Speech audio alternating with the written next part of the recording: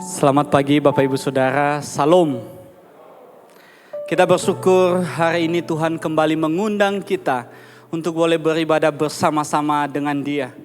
Dan kita percaya bahwa Tuhan yang mengundang kita datang di hadapannya adalah Tuhan.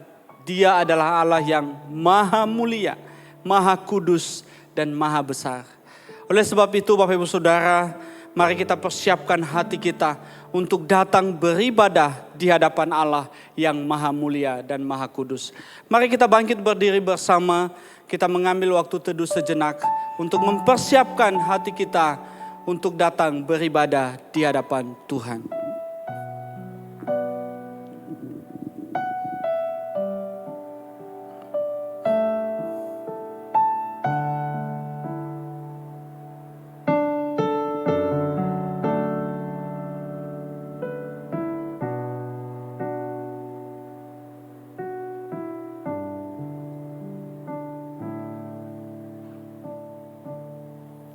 Saat teduh selesai. Bapak Ibu Saudara, kita bersyukur hari ini kita memasuki Minggu Advent yang pertama. Minggu Advent bicara tentang mengingat kelahiran Kristus dan juga menyambut kedatangan Kristus yang kedua kali. Kedatangan Kristus yang kedua kali itu sudah dijanjikan di dalam firman-Nya. Dan biarlah di masa-masa Advent ini Bapak Ibu Saudara, kita boleh bersama-sama untuk sepenuh hati bersyukur kepada Tuhan, untuk menyambut dan menantikan kedatangannya yang kedua kali. Dan hari ini Bapak Ibu Saudara, kita akan menyaksikan penyalaan lilin Advent yang pertama.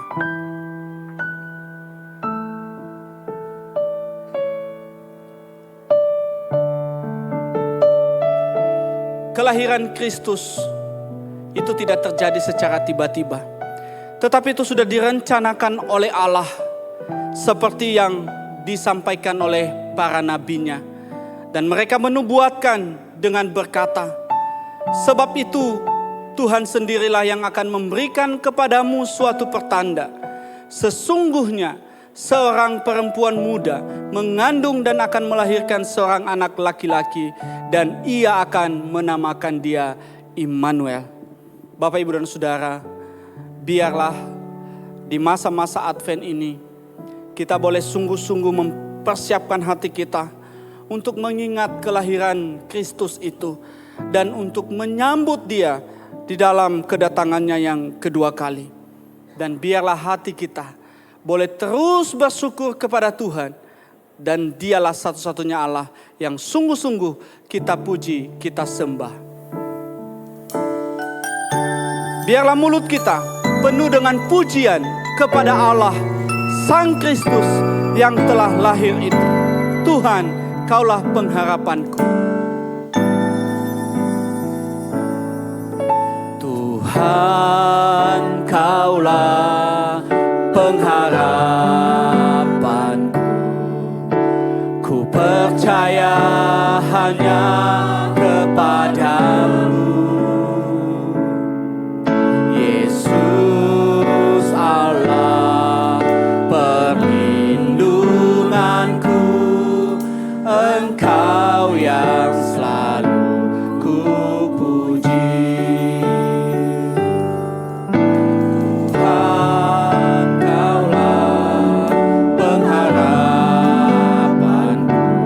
Ku percaya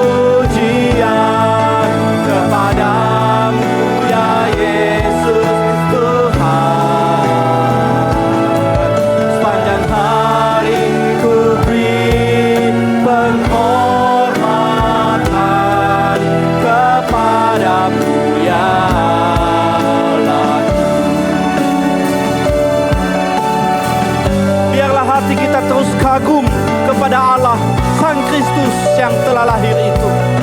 Dan biarlah pujian penyembahan yang terbaik kita berikan kepadanya.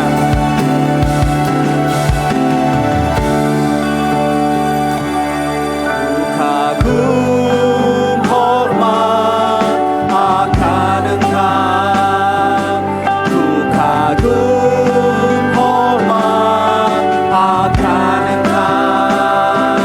Kau Allah yang layak dipuji, ku kagum akan Engkau.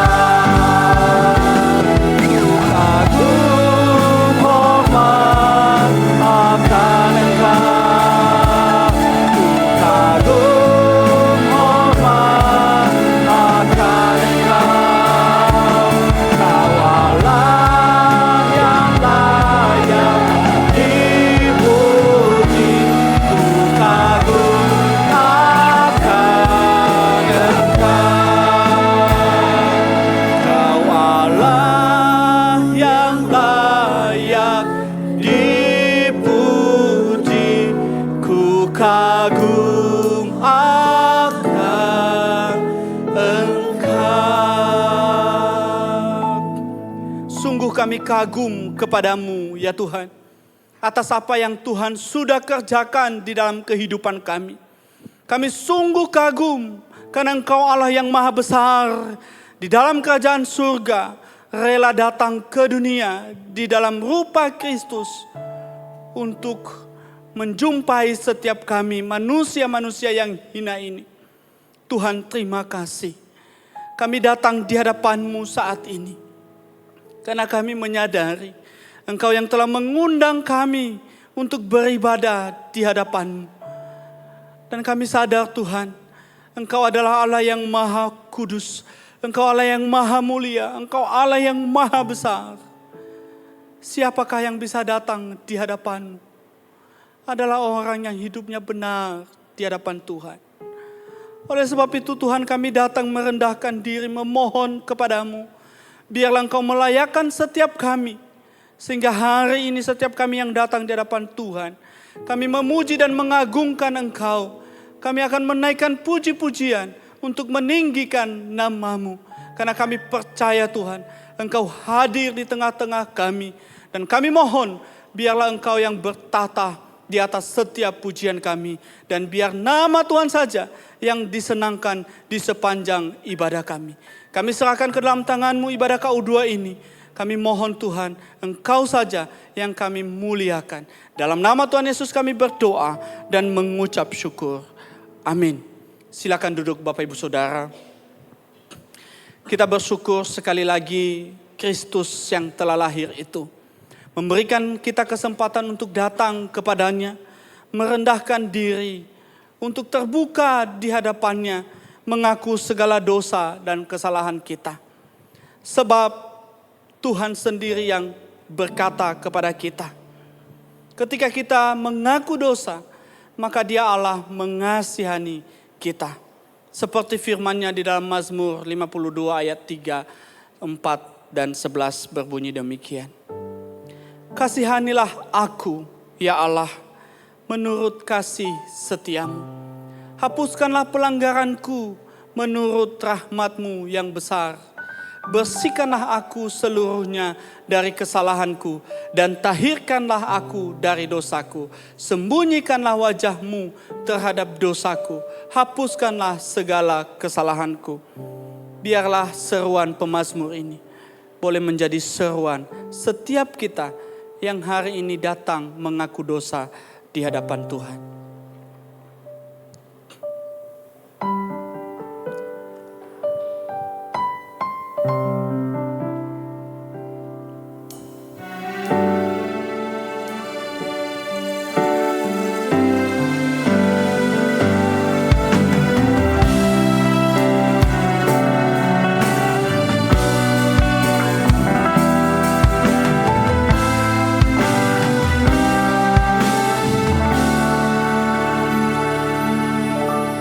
Hanya Kau Tuhan di hidupku,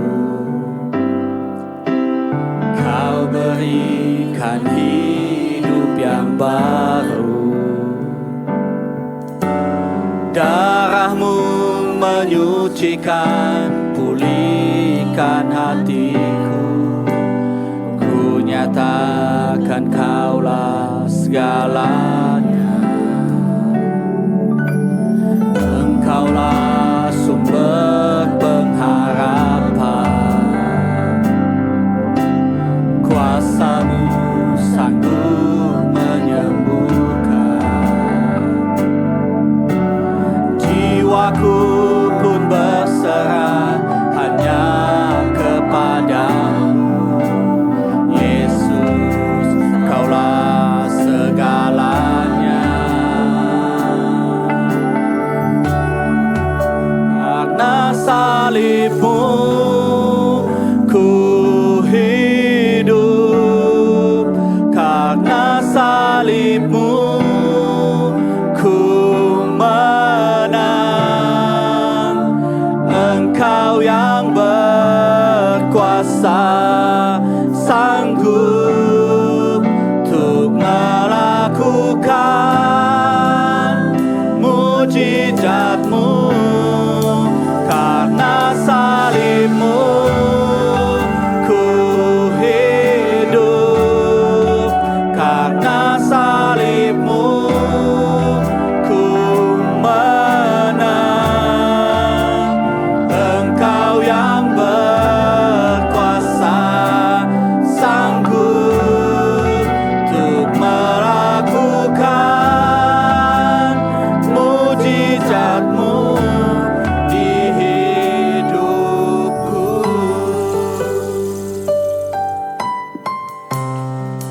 Mari sekali lagi kita berkata, Engkaulah sumber pengharapan. Kuasa-Mu sanggup menyembuhkanku, ya Tuhan. Engkaulah sumber pengharapan. Kuasa-Mu sanggup menyembuhkan. Jiwaku pun berserah hanya kepada-Mu. Yesus, Kaulah segalanya. Karena salib-Mu ku hidup, karena salib-Mu ku menang. Engkau yang berkuasa, sanggup untuk melakukan mujizat-Mu di hidupku. Mari Bapak Ibu Saudara kita bangkit berdiri bersama. Biarlah kita menyanyikan lagu ini dan menghayatinya. Karena salib Kristus yang telah memberikan hidup kepada setiap kita.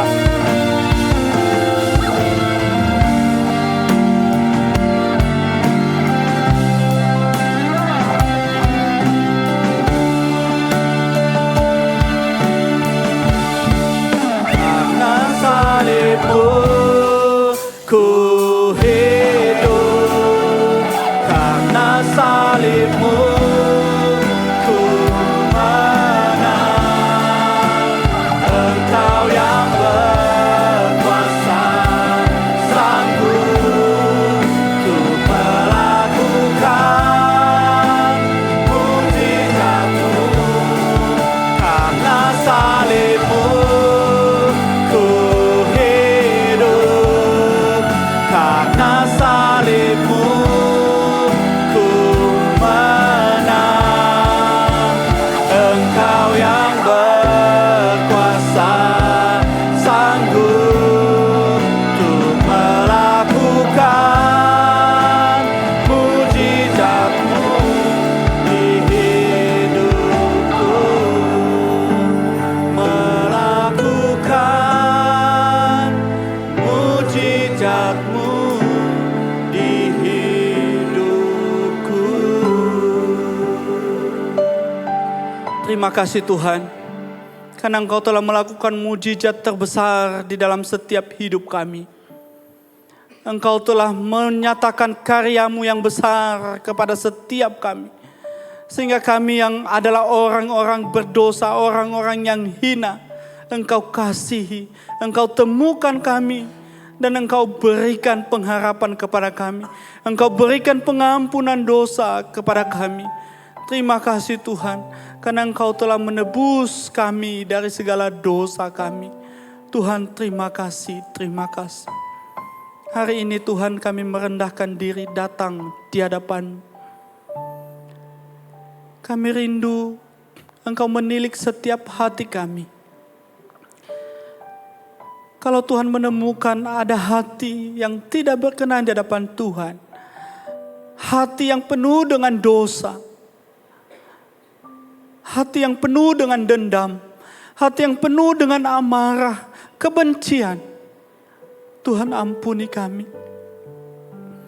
Kalau Tuhan mendapatkan kami adalah orang-orang yang pikirannya dipenuhi dengan hal-hal yang tidak benar di hadapan Tuhan, ampuni kami Tuhan.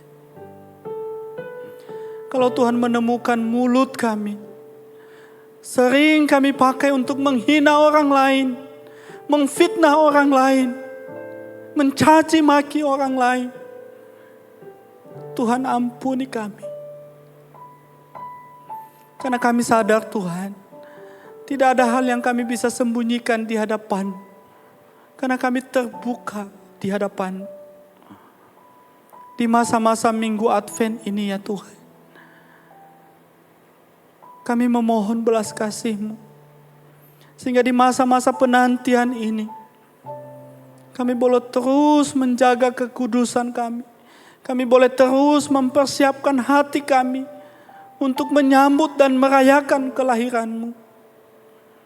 Sehingga ketika nanti Kristus datang kedua kalinya, kami boleh terus menjadi orang-orang yang berkenan di hadapan Tuhan. Kami sungguh membutuhkan pertolongan-Mu. Kami sungguh membutuhkan Roh Kudus memegang tangan kami, memberikan kekuatan kepada setiap kami.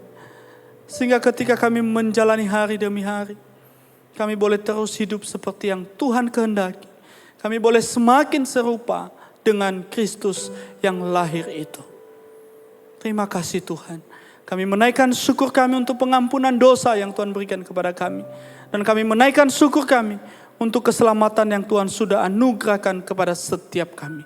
Dalam nama Tuhan Yesus kami berdoa dan mengucap syukur. Amin. Bapak, Ibu, dan Saudara, kita adalah orang-orang yang sudah dimerdekakan oleh Kristus.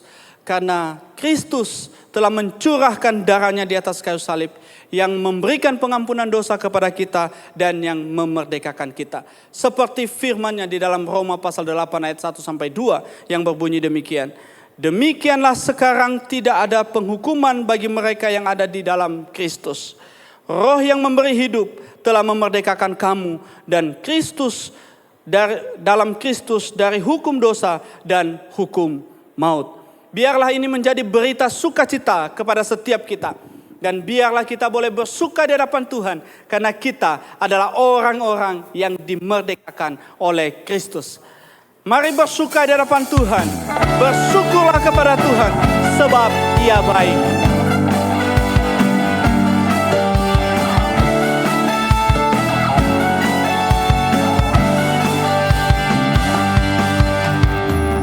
Datanglah ke bait-Nya dengan hati bersyukur, ke dalam pelataran-Nya dengan hati bersuka rasakan dan lihatlah betapa baiknya Tuhan, baginya berlindung padanya.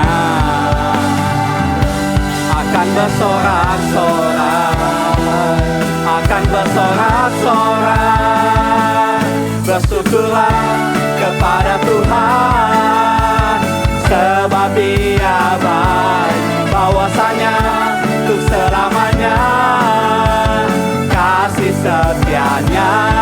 Bersyukurlah kepada Tuhan, sebab Ia baik, bahwasanya untuk selamanya kasih setia-Nya.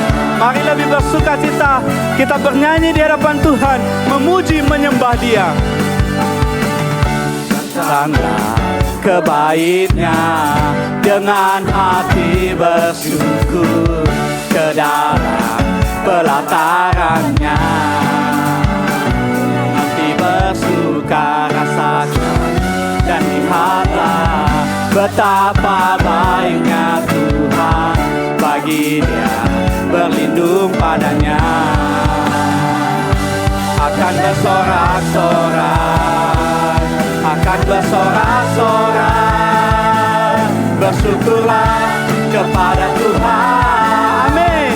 Sebab Dia baik, bahwasanya untuk selamanya kasih setia-Nya.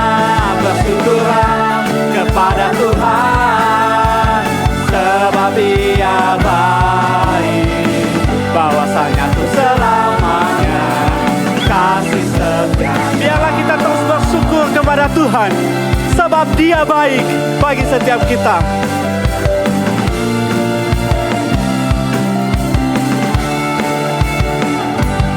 Bersyukurlah kepada Tuhan, sebab Dia baik, bahwasanya untuk selamanya kasih setia-Nya.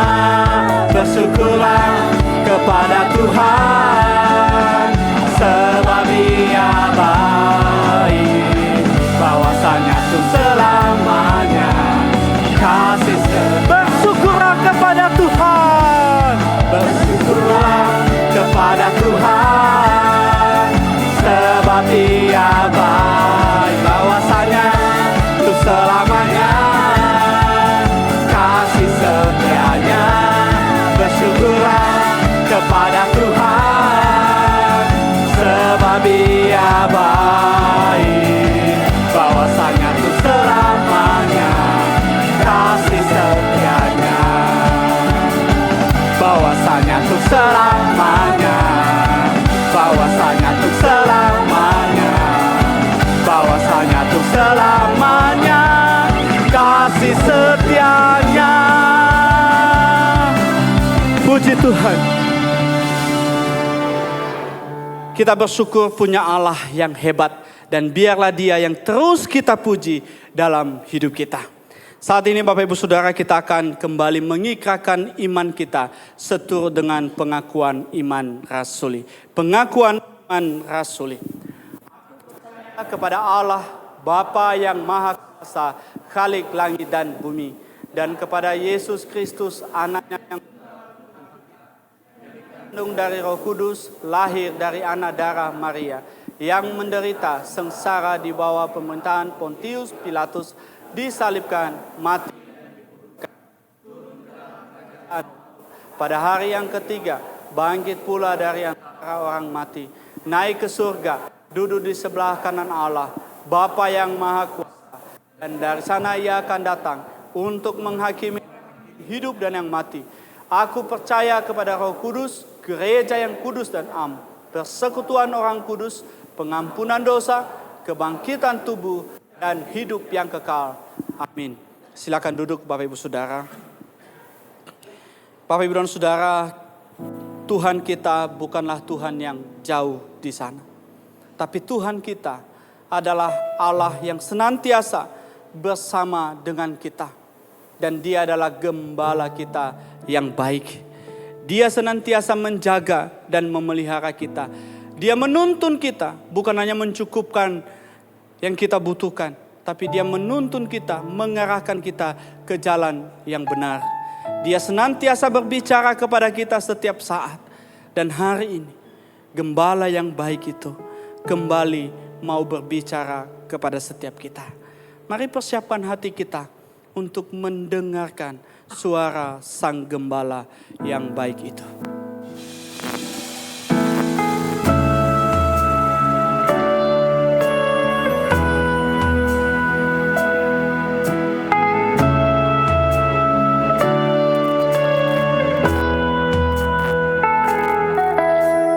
Tuhan adalah gembalaku, takkan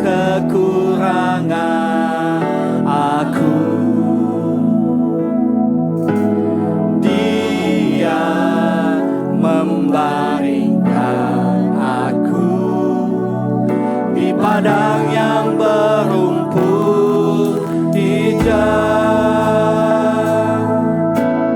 Tuhan adalah gembalaku, takkan kekurangan aku. Dia membaringkan aku di padang yang berumput hijau. Dia membimbingku ke air yang tenang. Dia menyegarkan jiwaku. Dia menuntunku di jalan yang benar, oleh karena namanya. Sekalipun aku berjalan dalam lembah kekelaman.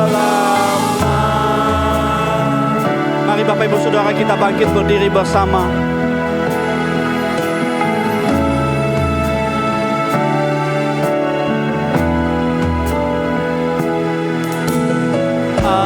Aku tidak takut bahaya, sebab Engkau besertaku.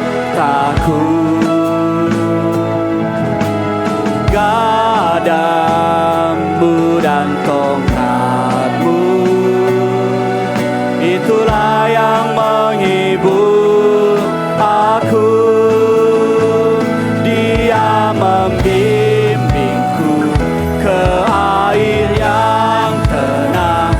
Dia menyegarkan jiwaku. Dia menuntunku di jalan yang benar, oleh karena namanya. Sekalipun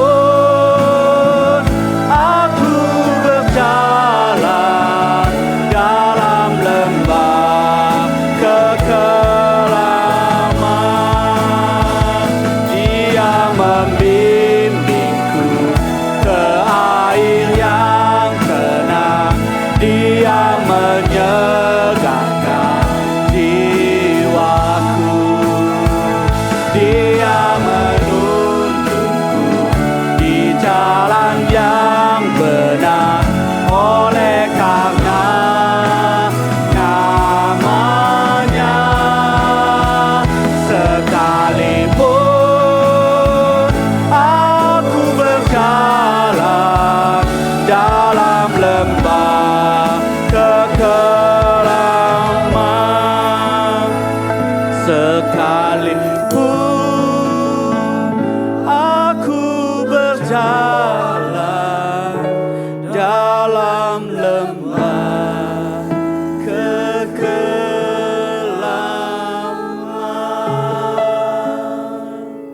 Silakan duduk Bapak Ibu Saudara.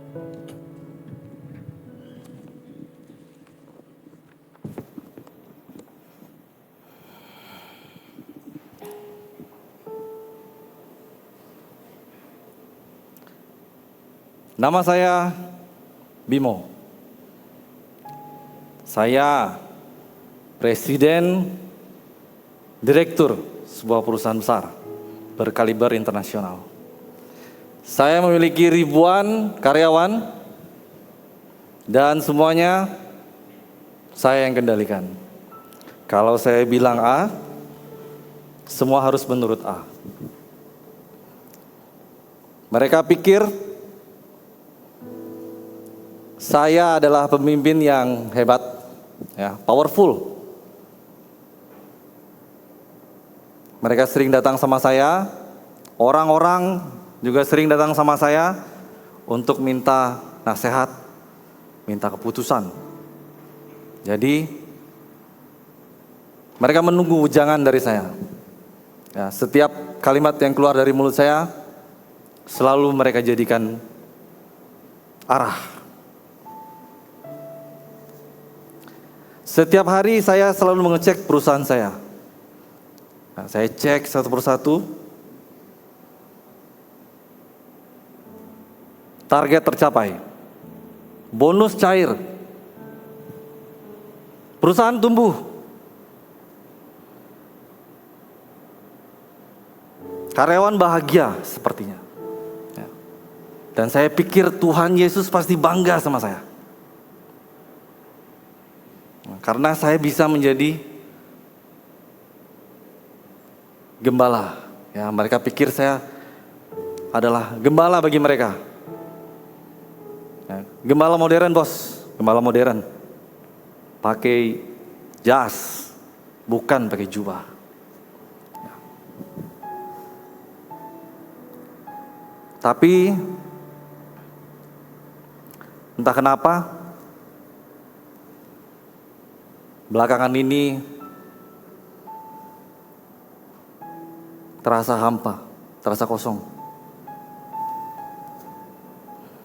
Rapat selesai, tapi otak masih penuh. Ya. Akun bank atau pendapatan income melebihi target. Tapi hati kosong.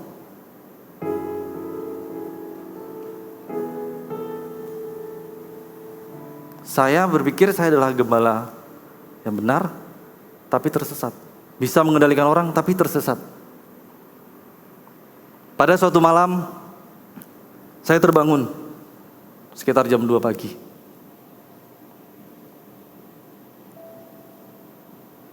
Salah satu karyawan saya mengirim pesan sama saya. Pak, mohon doakan, anak saya sakit keras. Saya ingat waktu itu respon saya balas dengan sangat singkat. Semoga lekas sembuh ya.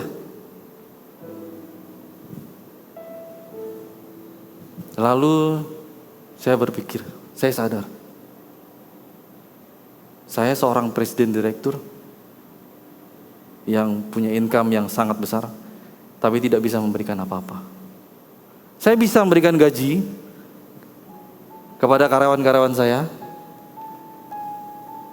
tetapi tidak bisa memberikan kedamaian. Tidak ada damai. Saya bisa mengendalikan,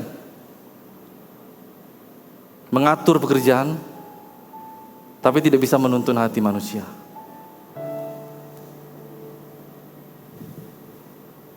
Waktu itu saya renungan pagi dan saya membaca satu kalimat, satu ayat. Akulah gembala yang baik. Gembala yang baik mengorbankan nyawanya bagi domba-dombanya.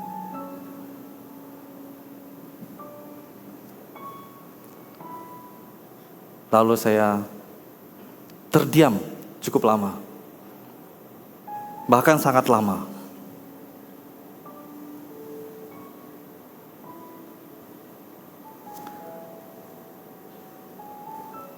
Saya belum pernah mengorbankan nyawa saya bagi siapapun. Belum pernah. Tetapi Dia, Yesus yang kita kenal, datang bukan untuk memerintah, tetapi untuk melayani. Datang bukan untuk berkuasa, tapi berkorban.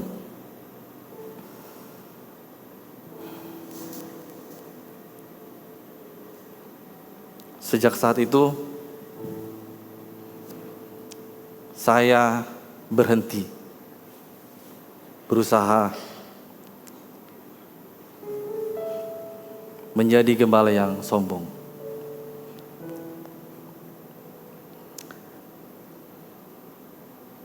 Karena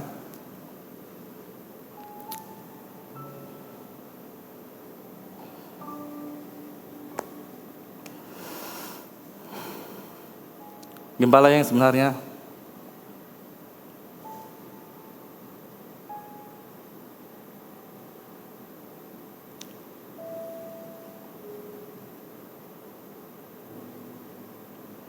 adalah Tuhan Yesus.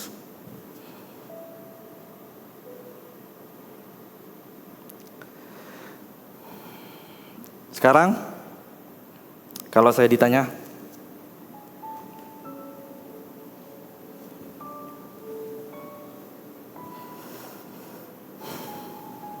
Pak Bimo, siapa yang mengatur hidup Anda sekarang? Saya akan jawab, bukan saya lagi.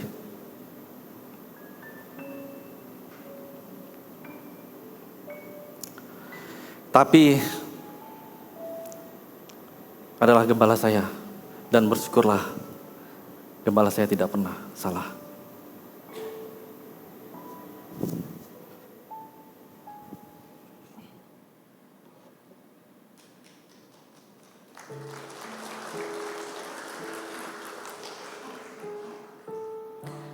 Mari kita berdoa. Tuhan, kami bersyukur kepadamu karena Engkau mengasihi kami dengan kasih yang kekal, kasih yang tidak pernah berubah. Ya Tuhan, di masa-masa penantian ini kami mengucap syukur kepadamu ya Tuhan. Kalau kami boleh datang ke tempat ini memuji, menyembah Engkau. Dan pada saat ini ya Tuhan, kami mau siapkan hati dan pikiran kami kembali ya Tuhan, untuk dikoreksi dengan kebenaran-kebenaran-Mu. Ya Tuhan, kami menyerahkan pemberitaan firman Tuhan ke dalam tangan pimpinan-Mu saja. Pimpinlah hamba-Mu yang lemah ini, kiranya Engkau pakai menjadi alat untuk menyampaikan amanat Engkau ya Tuhan. Dan Engkau juga memberkati setiap jemaat-Mu yang mendengarkan. Terima kasih Tuhan. Di dalam nama Tuhan Yesus kami berdoa. Amin. Shalom Bapak Ibu Saudara. Shalom. Ada sukacita? Kita bersyukur kalau pada hari ini di minggu yang kelima di bulan November kita masuk di Advent 1. Bapak Ibu Saudara, Advent yang pertama. Advent adalah masa penantian, masa di mana kita mengingat bahwa Allah setia menepati janjinya. Dan setiap kita dipanggil untuk menantikan Tuhan di dalam pengharapan. Bapak Ibu Saudara, kita tadi melihat drama monolog. Betapa salahnya manusia kalau menjadikan dirinya sendiri sebagai pusat dari segala sesuatu.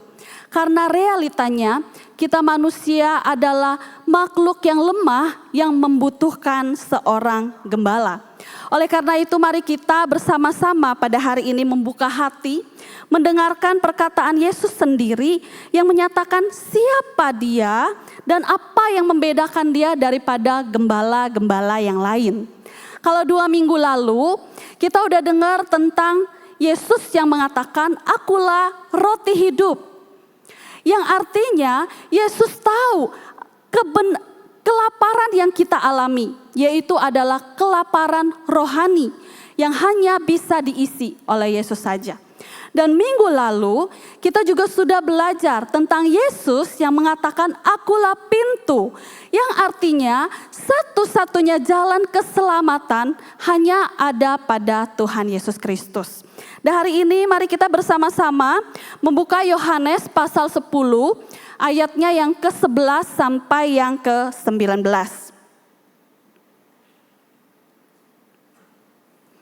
Kita akan bacakan ayat-ayat ini secara silih berganti. Silakan Bapak Ibu membuka Alkitabnya.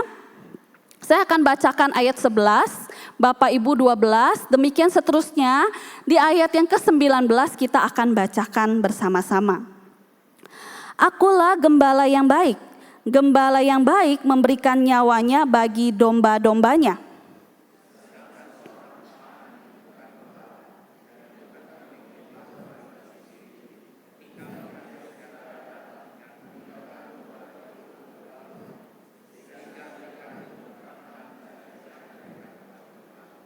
Ia lari karena ia seorang upahan dan tidak memperhatikan domba-domba itu.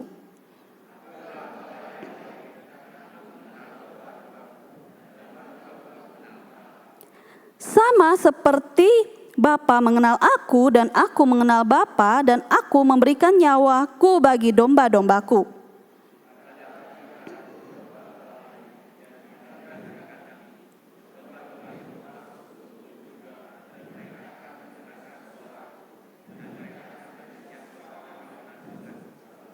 Bapa mengasihi aku, oleh karena aku memberikan nyawaku untuk menerimanya kembali.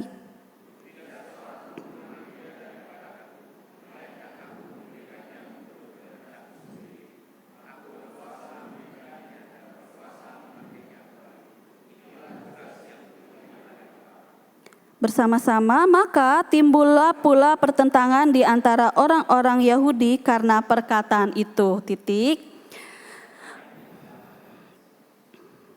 Bapak Ibu Saudara, saya teringat satu peristiwa di dalam keluarga kami. Waktu Arsen masih kecil, baru belajar tengkurap, ya. Suatu hari kami lagi kumpul di dalam kamar, ya lengkap nih. Ada 4 orang tua, kami suami istri, ada papa mama juga. Nah waktu itu kita lagi jaga nih sama-sama nih, kita lagi main nih sama Arsen.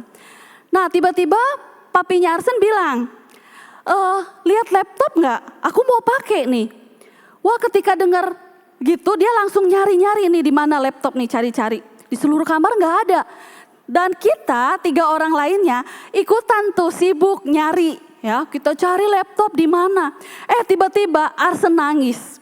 Apa yang terjadi? Dia jatuh dari ranjang yang cukup tinggi. Ya. Kemudian kita sadar waktu itu, ya kami itu lagi gagal fokus. Kami terlalu sibuk melakukan sesuatu yang jauh lebih kecil nilainya sampai mengabaikan sesuatu yang jauh lebih berharga.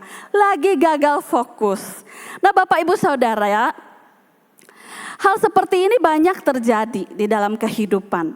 Contoh, orang tua yang terlalu sibuk dengan pekerjaan atau gadget sampai lupa memperhatikan dan mendengarkan cerita anaknya. Seringkah kita mengalami hal seperti ini?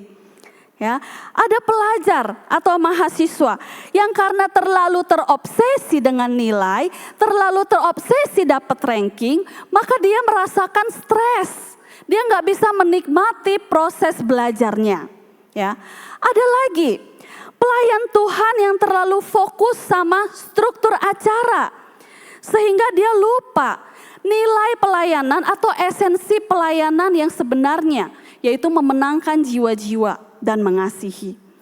Bapak Ibu Saudara, terlalu sibuk mengejar sesuatu yang jauh lebih kecil nilainya sampai mengabaikan sesuatu yang jauh lebih berharga. Hal inilah yang terjadi kepada orang-orang Farisi, para pendengar Yesus pada waktu Yesus mengatakan, "Aku adalah gembala yang baik." Nah Bapak Ibu Saudara, sebelum Tuhan Yesus menyatakan dirinya, ya, akulah pintu kepada domba-domba, dan tentang akulah gembala yang baik, ada satu peristiwa penting yang sangat berkaitan yang harus kita perhatikan hari ini. Kalau kita pernah baca kisah di Yohanes pasal 9, kita akan menemukan peristiwa. Ya, di sana kita membaca tentang seorang pria yang sejak lahir buta. Kalau kita perhatikan, orang yang sejak lahir buta, bayangkan dia tidak pernah lihat yang namanya cahaya. Dia nggak tahu apa itu terang, apa itu gelap, apa itu warna, bagaimana wajahnya sendiri dan wajah orang lain. Dan dikatakan di zaman itu orang yang buta sejak lahir begitu hina. Dikatakan orang buta sejak lahirnya ini, dia menjadi seorang pengemis. Dia meminta-minta belas kasihan. Bapak Ibu Saudara, pada waktu itu, di zaman itu, ya, orang yang buta sejak lahir dianggap sebagai orang yang terkutuk. Ada orang datang memberi sedikit belas kasihan kepada dia. Gak sedikit juga orang yang mencemooh dia. Gak jarang juga dia mendengar. Ada orang yang lewat lalu berkata, siapa yang berdosa? Orang ini sendiri atau orang tuanya? Sehingga dia lahir buta. Setiap hari dia mendengarkan cemoohan seperti ini. Bapak Ibu Saudara, dalam keadaan demikian, kita melihat kesepiannya, keterasingannya dari orang-orang yang bisa melihat. Kalau kita lihat pada waktu itu, bukankah ada gembala-gembala Israel, gembala-gembala Yahudi, orang-orang Farisi yang seharusnya perhatikan dong domba ini, domba yang menderita ini. Tapi kalau kita lihat di dalam catatan Alkitab, tidak ada satu kali pun orang Farisi pernah datang untuk menguatkan atau menghibur orang buta ini. Tidak ada bukti sama sekali mereka pernah memberikan perhatian kepada orang buta ini. Mereka hadir biasanya bukan untuk menghibur. Mereka hadir sebaliknya, mereka menghakimi. Jangankan mendekati orang buta yang sejak lahir ini. Ya, bagi dia melihat saja, orang-orang Farisi sudah merasa dirinya, karena aku orang suci, jangan terlalu dekat dengan orang yang terkutuk ini.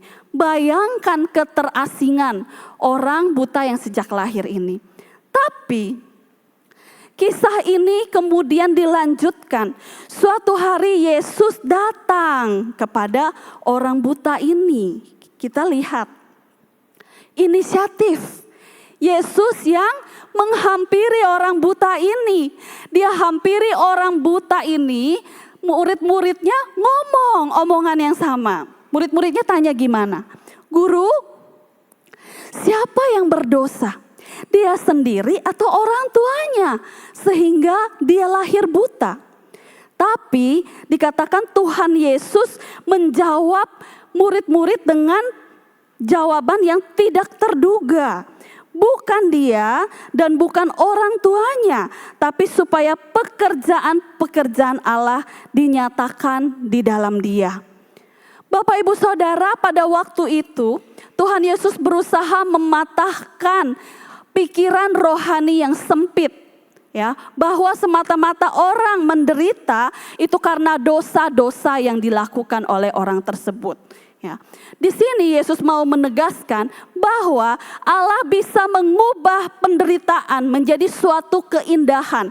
Dan Tuhan mau menegaskan bahwa tidak ada hal yang mustahil ketika Dia mau melakukan suatu kemuliaan, menyembuhkan orang yang buta ini. Singkat cerita, waktu itu orang yang buta sejak lahir ini disembuhkan oleh Yesus.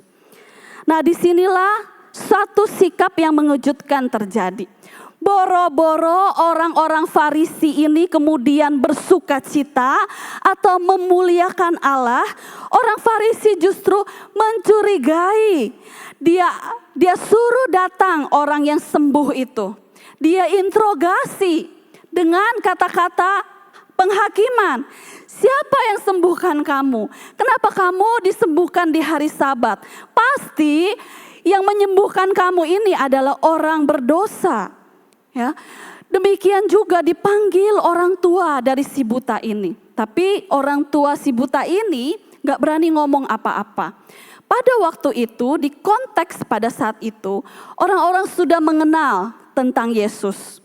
Ya, Tuhan Yesus melakukan banyak mukjizat dan tanda-tanda Mesias Ya, nggak sedikit dari mereka yang mulai mengakui dan mulai bilang jangan-jangan benar dia ini Mesias. Dan orang-orang Farisi tahu kalau ketahuan ada orang Yahudi yang percaya bahwa Tuhan Yesus adalah Mesias, maka dia akan dikucilkan. Makanya orang tua dari si orang buta ini gak berani mengatakan apa-apa. Karena mereka takut dikucilkan kalau mengakui Yesus itulah Mesias yang menyembuhkan. Nah Bapak Ibu Saudara, sikap Farisi yang mengejutkan. Tidak ada sama sekali mereka memuliakan Allah karena kesembuhan dari orang buta yang sejak lahir itu. Nah kemudian orang Farisi ini dikatakan mereka ini terlalu fokus. Mereka gagal fokus. Mesias itu sudah hadir di hadapan mereka. Mesias itu mengubah makanan yang sedikit menjadi banyak. Memberi makan 5.000 orang. Dia menyembuhkan yang sakit. Dia datang. Dan pada waktu itu mereka melihat bagaimana orang yang buta itu disembuhkan. Ini juga adalah tanda-tanda kehadiran Mesias. Orang buta dicelikan. Namun mereka gagal fokus. Mereka lebih memperhatikan aturan daripada belas kasihan. Mereka nggak merasa kasihan dengan satu domba ini. Orang yang buta sejak lahir ini. Yang mereka tidak pernah perhatikan dan mereka anggap itu orang yang terkutuk. Mereka lebih memperhatikan aturan daripada belas kasihan. Kok Yesus lakukan penyembuhan di hari Sabat? Tentunya dia adalah orang berdosa. Mereka dikatakan lebih mencintai kuasa dan keuntungan daripada menerima kebenaran. Dikatakan mereka ini melihat, tapi mereka tidak mengerti dan tidak peduli. Di konteks inilah Tuhan Yesus membandingkan dirinya dengan gembala-gembala upahan. Ya, Yesus mengatakan dirinya gembala yang baik dan orang-orang Farisi itu adalah gembala upahan yang tidak peduli kepada domba-dombanya. Pada waktu itu, setelah diinterogasi selama berkali-kali orang yang sembuh ini, pada akhirnya apa yang terjadi? Orang-orang Farisi mengusir. Ya, dia jelasin sekali lagi, aku hanya tahu aku disembuhkan oleh seseorang. Nah, kemudian dia diusir dari sinagog. Setelah diusir, kita lihat kontrasnya di sini. Apa yang terjadi? Tuhan Yesus ngapain? Dia nggak meninggalkan orang ini. Dia datengin orang ini. Dan Yesus berkata kepada dia, percayakah engkau kepada anak manusia? Ya, anak manusia adalah panggilan Mesias. Dan pada waktu itu orang yang mengalami mukjizat Yesus yang sembuh dari kebutaannya, dia menyatakan percaya kepada Yesus. Kita lihat kebenaran di sini. Kebenaran ya, ketika diberikan sama orang yang mau menerimanya, maka dia akan diubahkan. Tapi kebenaran kalau diberikan kepada orang yang mengeraskan hatinya, maka orang itu semakin keras. Setelah peristiwa inilah Tuhan Yesus menyatakan siapa dirinya. Inilah konteks yang membuat kata-kata Yesus ini menjadi kuat. Dan bagi orang-orang Farisi itu adalah kata-kata yang sangat menusuk hati. Ketika para pemimpin agama gagal menggembalakan, Yesus menyatakan, akulah gembala yang baik. Nah Bapak Ibu Saudara, Yesus menyatakan identitasnya. Dia mengatakan kepada para pendengarnya pada waktu itu, termasuk ada orang Farisi. Ya, aku gembala yang baik. Nah, Bapak Ibu Saudara, kalau kita lihat di sini, kata baik di dalam bahasa Yunani adalah kalos, yang artinya bukan baik secara moral, ya. Oke, baik karena berbuat baik, karena tidak pernah berbuat kesalahan. Tapi lebih dalam lagi, kalos itu berbicara tentang kebaikan yang berarti indah, mulia, ideal, sempurna, dan dapat dipercaya. Tuhan Yesus tidak sekedar berkata ia gembala yang baik. Dia gembala yang ideal, yang sempurna, yang satu-satunya layak untuk diikuti. Ini kebaikan Tuhan. Pernyataan ini adalah deklarasi mesianik yang merujuk kepada nubuatan dalam kitab Yehezkiel. Ketika Tuhan mengecam pemimpin-pemimpin Israel yang disebut gembala-gembala jahat karena mereka hanya memikirkan kepentingan mereka sendiri dan menelantarkan yang lemah, menindas domba-domba yang terluka dan tidak mencari yang hilang. Dan Tuhan berjanji, aku sendiri yang akan menjadi gembala bagi domba-dombaku. Artinya ketika Yesus berkata, akulah gembala yang baik, ia sedang menyatakan, aku adalah penggenapan dari janji Allah yang hadir. Aku Mesias, akulah Tuhan sendiri yang datang untuk memberikan petunjuk kepada umatku. Nah, Bapak Ibu Saudara, kasih yang Tuhan tunjukkan pada waktu itu bagi sebagian orang, mereka gak mengerti. Malah terjadi pertentangan di antara mereka. Dan di sini Tuhan gak cuman bilang, aku gembala yang baik, aku mulia, aku sempurna, dan kamu layak ikuti aku. Dan Tuhan gak berhenti sampai di situ. Dia buktikan dia gembala yang baik, dia buktikan dia juga gembala sejati yang rela berkorban. Dikatakan di nats yang kita baca hari ini, dia memberikan nyawanya bagi domba-dombanya. Yesus bukan hanya mengajar nih, dia bukan cuma ngomong, ya, tapi dia berkorban sampai mati. Bukan karena terpaksa, bukan karena keadaan, tapi karena kerelaannya datang menjadi manusia untuk menjangkau manusia, supaya manusia mengerti akan kasih Allah. Bukan karena manusia layak menerima kesalahan, tapi semata-mata karena Tuhan ida inisiatif. Dia inisiatif datang ke dalam dunia ini, menjadi bayi yang lemah. Bapak Ibu Saudara, Tuhan Yesus, dia menempatkan keselamatan di atas kenyamanan. Pengorbanan Yesus di Taman Getsemani kita lihat. Ketika Yesus berdoa di Taman Getsemani dengan peluh dan darah. Dia berkata, bukan kehendakku, melainkan kehendakmu yang jadi. Dan di kayu salib dia juga berkata, sudah selesai. Itu bukan artinya dia menyerah, tapi dia menyelesaikan misi penebusan. Sehingga setiap orang yang percaya kepadanya tidak binasa, melainkan beroleh hidup yang kekal. Tuhan bilang, akulah gembala yang baik. Gembala yang baik memberikan nyawanya bagi dombanya. Dan Tuhan pada waktu itu di dalam konteks dia katakan, dia akan lakukan misi penebusan. Tapi orang-orang yang mendengar dia gak mengerti. Ya, pada waktu itu ini adalah satu teguran yang keras bagi orang-orang Farisi. Gembala-gembala upahan.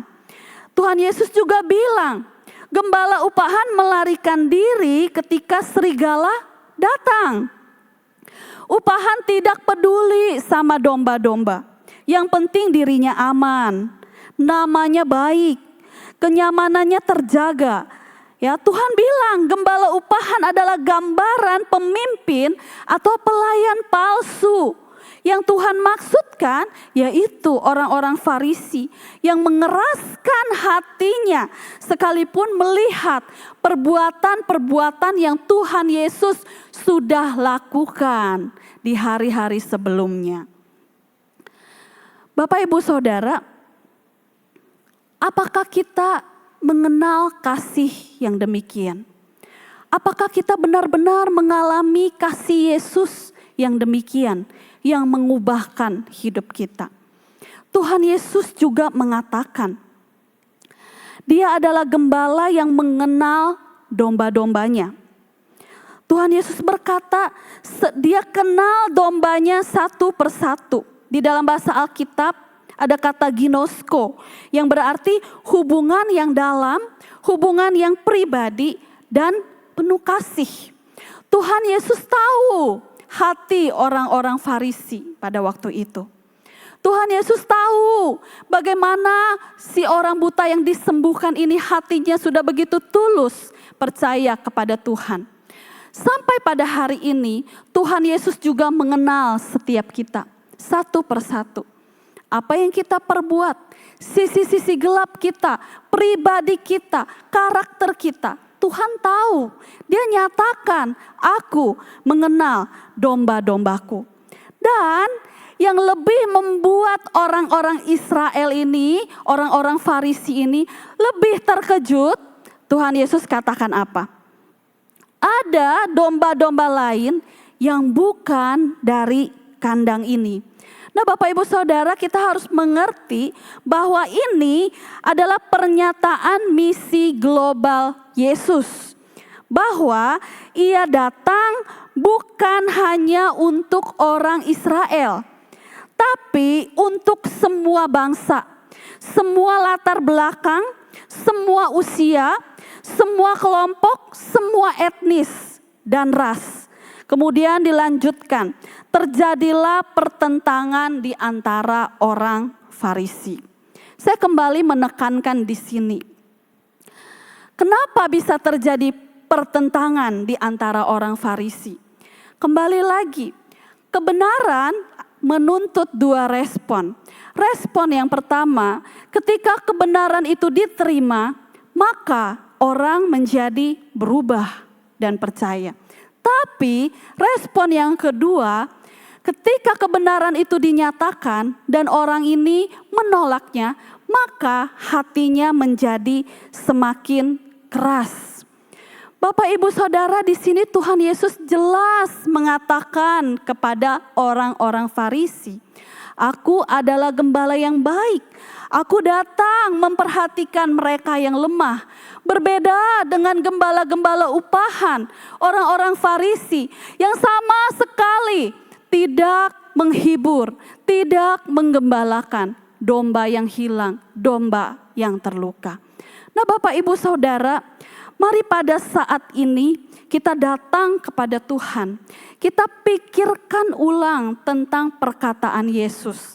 Aku adalah gembala yang baik, yang berkorban bagi domba-dombaku. Hari ini kita belajar kembali untuk apa? Untuk peka sama suara gembala kita. Apakah kita peka mendengar suara Kristus melalui firman Tuhan yang kita pelajari, yang kita dengar? Bagaimana kita bisa peka kalau hidup rohani kita sendiri kacau? Kita nggak pernah baca firman Tuhan selain di gereja. Kita nggak pernah berdoa memohon kepada Tuhan untuk apapun. Dan kita hanya baca firman Tuhan seminggu sekali. Kita nggak pernah saat teduh dan lain-lain.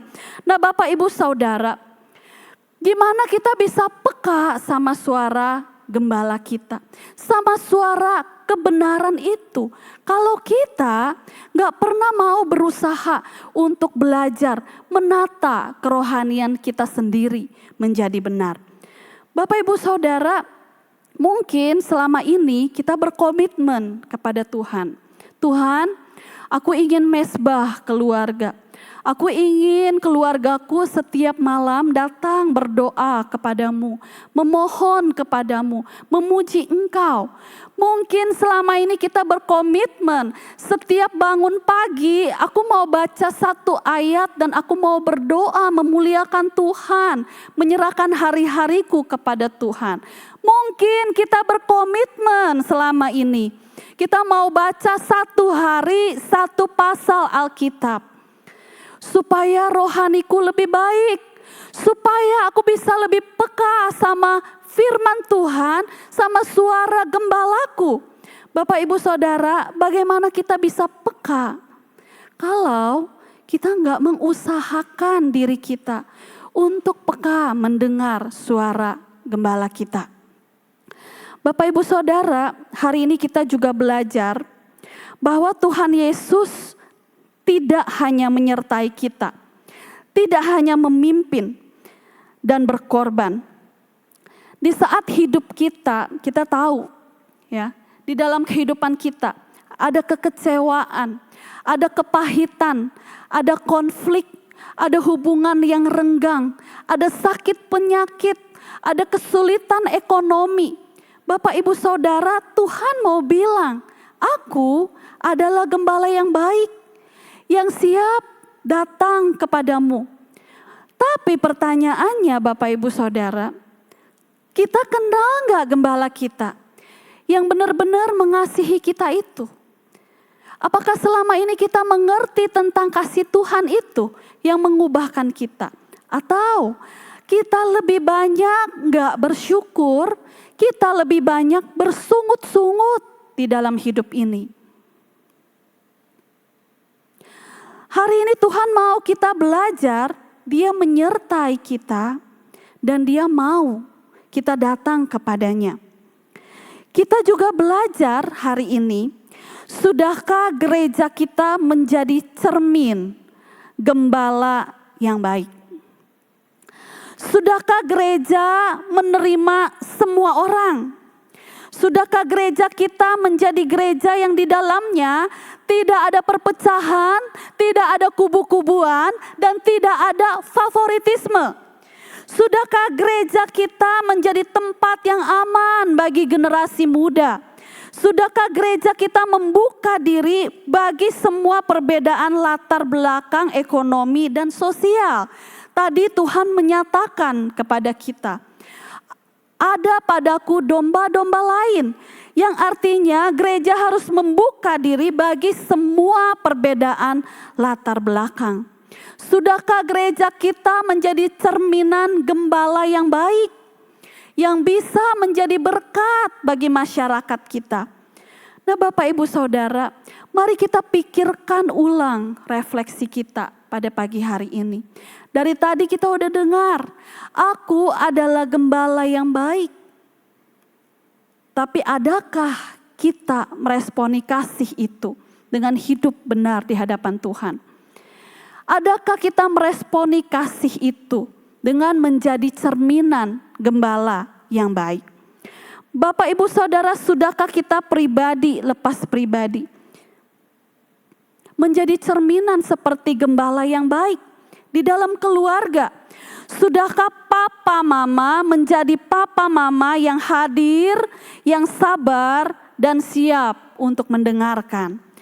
Di dalam pelayanan, hamba-hamba Tuhan, pengurus gereja, pelayan-pelayan ibadah, guru sekolah minggu, kita harus menjadi cermin gembala yang baik, yang siap melayani, siap berkorban, yang enggak hitung-hitungan sama Tuhan, yang enggak membeda-bedakan ketika melayani, yang bisa mengampuni ketika ada konflik, yang enggak cari-cari kesalahan orang lain ketika pelayanan enggak berjalan lancar, yang tetap fokus melayani sekalipun enggak mudah. Bapak Ibu Saudara, Tuhan berkata, akulah gembala yang baik. Biarlah gembala yang baik yang memampukan kita untuk senantiasa berefleksi diri. Sudahkah aku menerima kasih dari gembala yang sesungguhnya? Mari kita berdoa.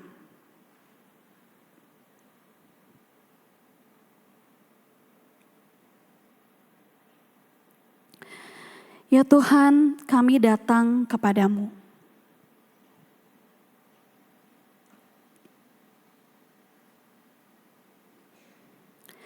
Kami bersyukur kepadamu, Engkau ingatkan kami sekali lagi.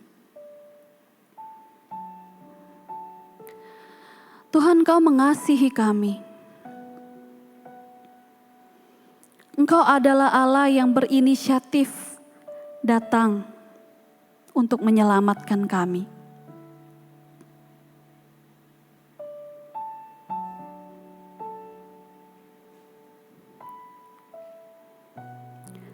Tuhan, ajar kami supaya kami mengerti tentang kasih-Mu. Kasih yang seharusnya mengubah hati kami. Biarlah hati kami adalah hati yang mau dibentuk ya Tuhan. Yang ketika kebenaran itu diberikan kepada kami, maka kami mau percaya dan mengubah diri kami. Ya Tuhan, mungkin selama ini kami datang ke gereja hanya sebagai rutinitas belaka. Kami seringkali lebih mengandalkan gembala-gembala upahan, uang, opini dunia, motivator dunia. Kami mencari penghiburan melalui gadget kami. Kami cari kedamaian melalui TV. Kami nonton berjam-jam ya Tuhan. Tapi kami lupa. Gembala yang sejati senantiasa menantikan kami. Mari pada saat ini kita berefleksi kembali. Sudahkah kita peka sama suara gembala kita? Bagaimana peka jikalau kita malas untuk belajar firman Tuhan? Bagaimana peka jikalau kita malas untuk berdoa?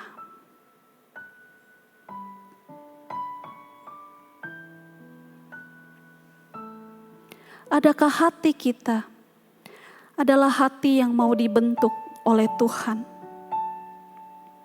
Hati yang tidak keras ketika kebenaran disampaikan. Maka Tuhan mau ubah kita menjadi alat di tangan, menjadi alat kemuliaan-Nya.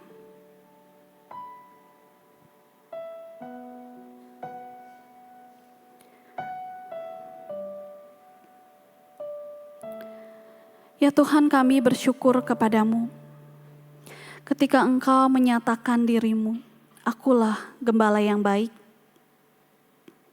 yang memberikan nyawa bagi domba-dombanya. Tuhan, kami ingin kembali merenungkan kasih itu.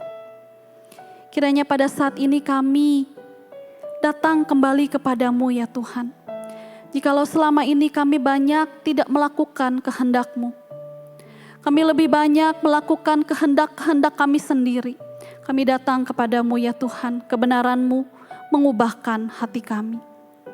Kami mau kembali kepada Engkau, gembala yang sejati, yang boleh membentuk hati kami. Terima kasih Tuhan, terima kasih untuk kasih-Mu yang berkorban bagi setiap kami. Dalam nama Tuhan Yesus kami berdoa. Amin.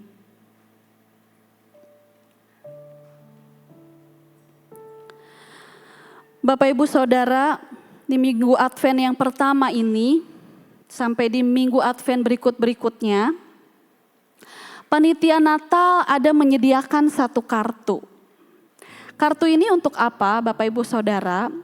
Kartu ini nanti setelah selesai ibadah ada di belakang. Kartu ini adalah kartu di mana kita boleh menuliskan komitmen kita. Apa yang selama ini menjadi komitmen kita tapi sepanjang tahun kita belum lakukan dan kita gagal. Kita boleh tuliskan kembali komitmen ini. Mungkin ada di antara kita yang memiliki harapan-harapan. Kita juga boleh tuliskan harapan-harapan kita ke depan untuk kerohanian dan kehidupan kita.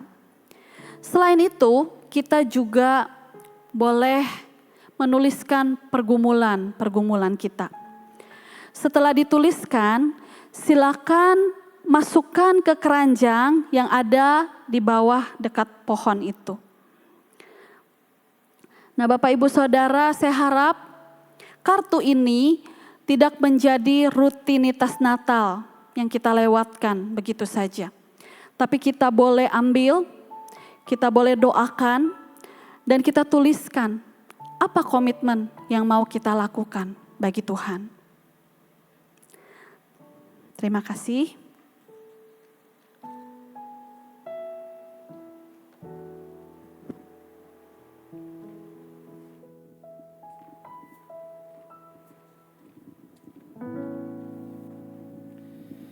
Kita bersyukur untuk firman Tuhan yang sudah kita dengar. Kita bersyukur kita punya Tuhan yang adalah gembala yang baik, yang selalu menjaga dan memelihara kehidupan kita. Bapak, Ibu, dan Saudara, kita percaya bahwa Tuhan, Sang Gembala yang baik itu, sudah menjaga, memelihara, dan memberkati kehidupan kita. Biarlah pada saat ini kita belajar mempersiapkan dan memberikan persembahan yang terbaik kepada Tuhan, sebab Dia adalah Gembala yang baik.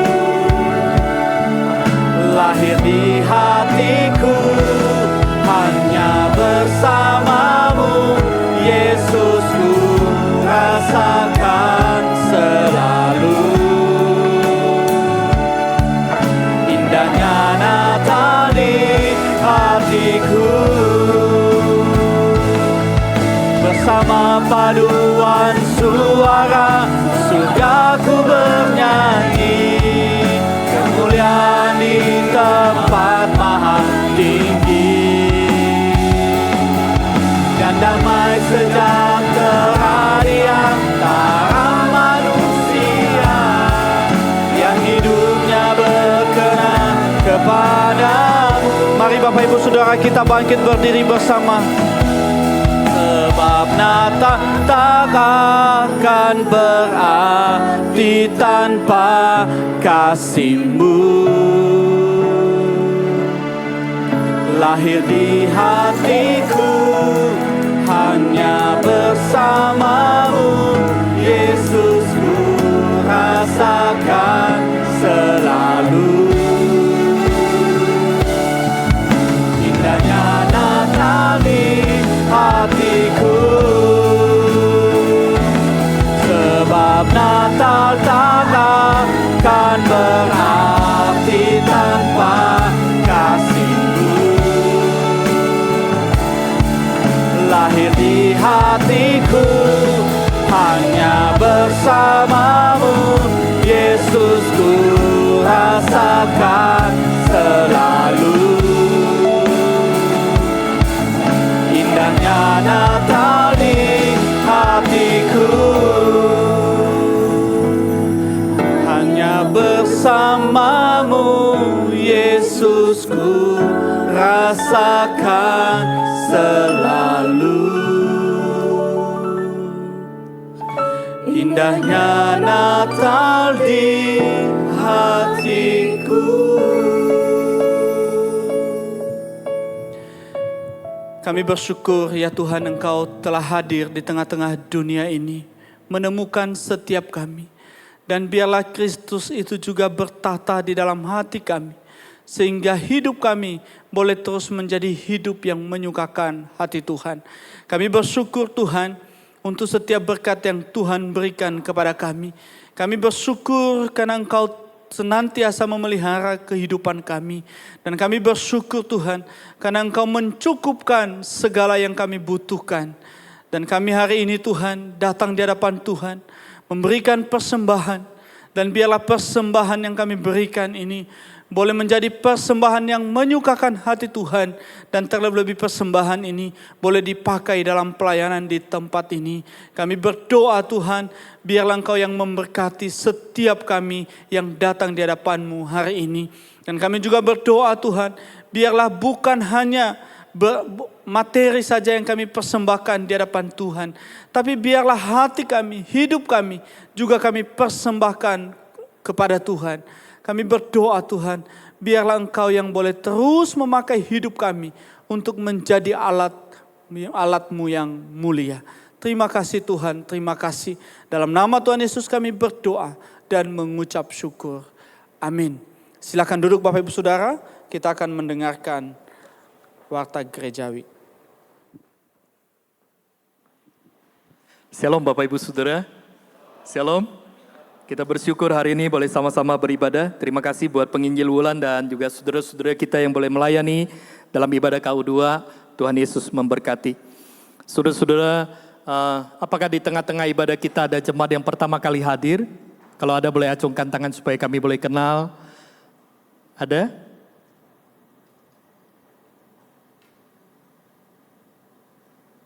Tidak ada ya?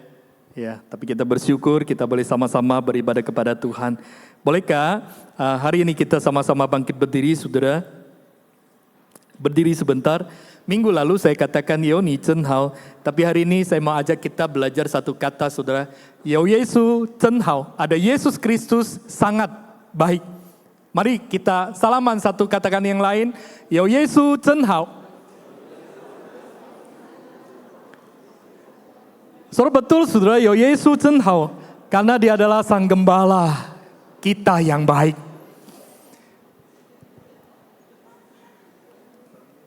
Ya, terima kasih, silakan duduk. Saudara, ada beberapa warta yang akan disampaikan. Saudara, kita bersyukur minggu ini kita boleh memasuki akan minggu Advent yang pertama. Saudara, minggu depan kita akan memasuki akan minggu Advent yang kedua. Saudara, kita tetap belajar tentang akulah, yaitu kata Yesus, akulah kebangkitan dan hidup. Mari sama-sama kita boleh kembali minggu depan untuk kita boleh beribadah kepada Tuhan. Dan Natal remaja akan diadakan pada hari Jumat 12 Desember jam 18 atau tepatnya hari Jumat. Oleh sebab itu Bapak Ibu Saudara yang punya anak remaja atau punya cucu yang usia remaja, doronglah, bawalah mereka sama-sama untuk boleh merayakan atau memperingati akan hari kelahiran Tuhan Yesus Kristus. Ya, dan doakan supaya acara ini boleh berjalan dengan baik. Next. Kemudian sekolah minggu juga akan mengadakan acara Natal sekolah minggunya, yaitu pada Minggu tanggal 14 Desember. Jadi dorong Bapak Ibu Saudara, mohon kerjasamanya tanggal 14 Desember di KU2 atau jam 10 pagi. Mereka juga ada Natal sekolah minggu. Bawalah cucu kita atau anak-anak kita untuk boleh merayakan akan hari Natal bersama-sama. Kemudian kami juga mendorong Bapak Ibu Saudara untuk boleh luangkan waktu hadir di dalam kebaktian doa Rabu malam jam 7 di gereja. Mari sama-sama kita boleh datang bersekutu, berdoa, menaikkan doa-doa kita dan kita boleh mendengarkan akan firman. Dan Bapak Ibu Saudara nanti pulang kami atau panitia Natal memberikan menyediakan undangan. Saudara, saya kira ini adalah momen yang baik. Saudara, kita tahu, kita belajar tentang perkataan Kristus, dialah terang itu, dia adalah roti hidup, dia adalah pintu, dia adalah, hari ini kita belajar bagaimana dia adalah gembala dan dia adalah terang dunia, dia menyertai kita. Saya kira kita sangat membutuhkan Kristus. Keluarga kita yang belum percaya, teman-teman kita yang belum percaya engkau dan saya kasihi. Saudara, ini momen yang baik. Saudara, undangan ada di belakang. Doakan, bawa pulang, doakan saudara. Engkau mau undang berapa orang? Baik 1, 2, 3 orang yang engkau sayang. Mereka butuh Tuhan. Mereka butuh Sang Gembala Agung yang sejati itu saudara. Saudara, jangan-jangan ini kesempatan yang Tuhan berikan, percayakan kepada kita. Untuk kita boleh pakai, bawa mereka untuk boleh mengenal Kristus. Saya mendorong saudara untuk boleh ambil dan pakailah sebelum kita tutup tahun 2025, kiranya ada buah yang boleh kita persembahkan di hadapan Tuhan. Saat ini saya mengajak kita sama-sama untuk bangkit berdiri. Saudara, sebelum kita tutup ibadah kita, saya mau mengajak kita sama-sama menaikkan doa kita buat Sumatera Utara, saudara. Saudara, kita dengar beberapa hari ini ada bencana alam yang terjadi di sana. Sibolga dan beberapa kota tempat lain, dan ada cukup banyak makan korban jiwa, ada puluhan dan bahkan ada yang hilang belum ketemu saudara. Dan semalam ketika kami menghadiri akan ulang tahun GPIB Mamuraja saudara, satu pengurus mengatakan begini, terjadi penjarahan di sana. Kenapa? Karena banjir yang memutuskan banyak akses sehingga tidak bisa kendaraan untuk lewat dan sehingga terjadilah penjarahan di situ. Saudara, sungguh memohonkan anugerah Tuhan. Saudara, kita berdoa supaya Tuhan boleh berbelas kasih, Tuhan boleh tolong supaya pemerintah juga boleh cepat tanggap dan untuk boleh cepat menyalurkan akan bantuan. Kita memohon Tuhan boleh menolong para korban, sehingga mereka boleh mengalami akan lawatan Tuhan. Terutama kita berdoa buat saudara-saudara seiman kita di sana, yang dalam masa ini mengalami duka, pergumulan yang berat. Kita mohon Tuhan tolong. Mari sama-sama kita satukan hati, buka suara berdoa. Bapa di surga, beberapa hari ini terjadi bencana yang ada di Sumatera Utara, Sibolga dan beberapa tempat lain. Tuhan, Engkau tahu apa yang terjadi di sana, apa yang dialami. Mereka yang mengalami bencana, mengalami penderitaan yang amat berat. Mereka bukan hanya mengalami kehilangan harta, kerusakan rumah, tapi mungkin di antara mereka ada mengalami kehilangan keluarga, mengalami kematian. Tuhan, berbelas kasihlah. Terutama kami berdoa buat rekan-rekan saudara-saudara seiman kami, hamba-hambamu, anak-anakmu di situ yang mengalami pergumulan. Tuhan, sangat berat mungkin. Mereka mungkin tidak tahu harus berkata-kata apa lagi. Mereka tidak tahu harus Melakukan apa lagi mungkin? Mungkin banyak pertanyaan dan pergumulan di dalamnya. Tapi hari ini Tuhan, kami datang, kami memohon Tuhan sendiri yang boleh menyentuh hati, menghibur, menguatkan, memberikan pengharapan di tengah-tengah situasi yang sangat-sangat tidak baik ini. Supaya khususnya anak-anakmu, hamba-hambamu, boleh tetap kuat, boleh tetap percaya, boleh tetap berserah kepada Dikau, ya Tuhan, Sang Gembala kami yang sejati itu. Biarlah di tengah kedukaan dan bahkan bencana yang ada, setiap umat Tuhan boleh tetap mengarahkan hati dan hidupnya kepada Dikau, Sang Gembala Agung itu. Topanglah dan kuatkanlah. Kami memohon, kami berdoa buat para pemimpin, pemerintah daerah di sana. Tuhan kasih hikmat supaya mereka boleh cepat tanggap, sehingga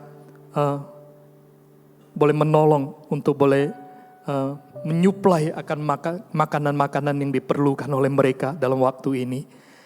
Terima kasih Bapa di surga, gerakkan hati banyak orang, gerakkan hati umat-umat Tuhan juga untuk boleh ambil bagian di dalam meringankan, menolong akan mereka yang mengalami korban bencana ya Tuhan. Terima kasih Bapa di surga. Hamba juga menyerahkan setiap saudara-saudaraku, jemaat Tuhan hari ini yang boleh sama-sama beribadah. Tuhan, Kau juga tahu apa yang menjadi isi hati, kerinduan, harapan, bahkan apa yang menjadi pergumulan mereka. Hamba berdoa kepada Dikau ya Sang Gembala Agung, Tuhan yang mengasihi gerejanya. Tuhan topang, Tuhan teguhkan, sehingga mereka yang bergumul, mereka boleh mengalami jalan dan kekuatan. Mereka yang sedang memohon sesuatu kepada Tuhan, biarlah mereka boleh mengalami akan jawaban yang daripada Tuhan sendiri. Sehingga kami umat Tuhan, di tengah-tengah pergumulan, di tengah-tengah apa yang menjadi kerinduan kami boleh terus menaruh harapan hanya kepada Dikau ya Tuhan. Terima kasih Bapa di surga. Ini doa permohonan kami yang kami minta demi Kristus Yesus. Amin. Saudaraku, dengarkanlah berita pengutusan yang berkata demikian. Serahkanlah hidupmu kepada Tuhan dan percayalah kepadanya, dan Ia, Tuhan, akan bertindak. Dan Tuhan akan memunculkan kebenaranmu seperti terang dan hakmu seperti siang. Amin. Kita naikkan pujian doksologi. Puji Allah Bapa Putra, puji Allah Roh Kudus, ketiganya yang esa. Pohon selamat, sumber berkat.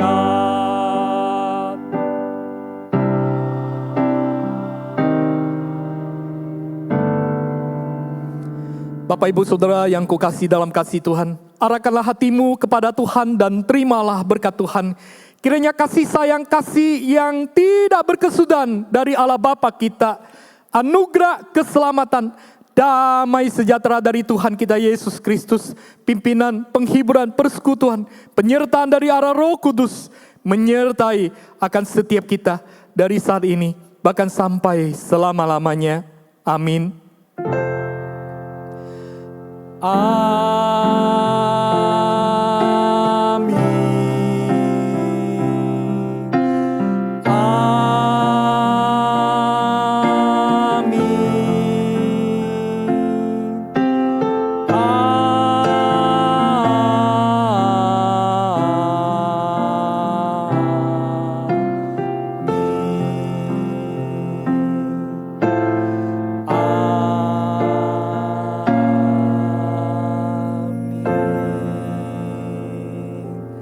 Amin. Silakan duduk, ambil doa teduh, ibadah kita selesai.